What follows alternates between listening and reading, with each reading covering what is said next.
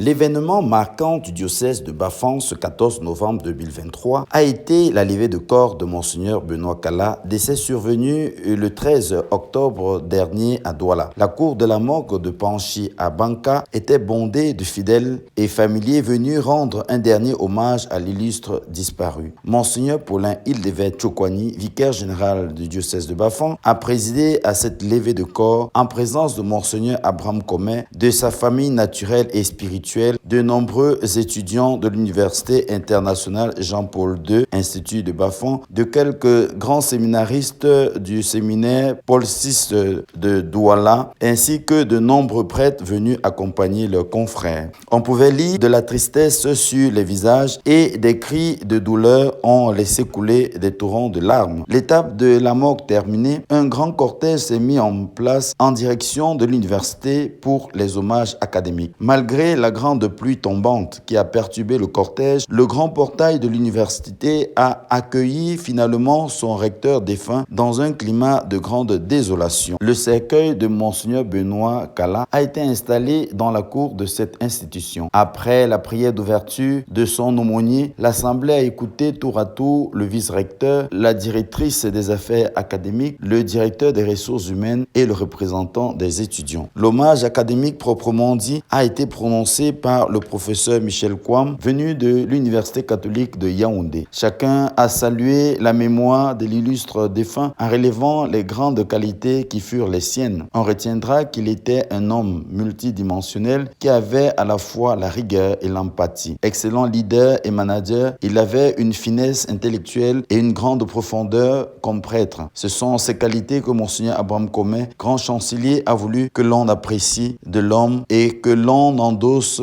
la grande responsabilité de continuer son œuvre. L'hommage académique terminé, le cortège s'est ébranlé vers la cathédrale Cœur Immaculé de Marie de Bafang Banka pour la célébration de la messe d'accueil du corps. Elle a été présidée par Monseigneur Marcelin Damniembe, évêque de Batouri, entouré de Monseigneur Abraham Comé et de Monseigneur François Achille Eyabi, venu du diocèse d'Esseka. Le prédicateur du jour, en la personne du père Thomas Tiaga, a profité de la parabole des talents de Saint Matthieu pour élever tous les talents reçus et mis en valeur par Monseigneur Benoît Kala. C'était un homme généreux et exigeant. C'était surtout un homme qui aimait l'Église et qui a su la défendre avec ténacité. Il était surtout un plein phare qui a quelquefois ébloui des personnes qui auraient souhaité qu'il fût plutôt un feu de croisement. Cette célébration a connu la participation d'une grande assemblée de fidèles et de prêtres venus de divers horizons. Après celle-ci, 5 autres messes ont été annoncées pour constituer la veillée de prière autour du corps de Monseigneur Benoît Kala.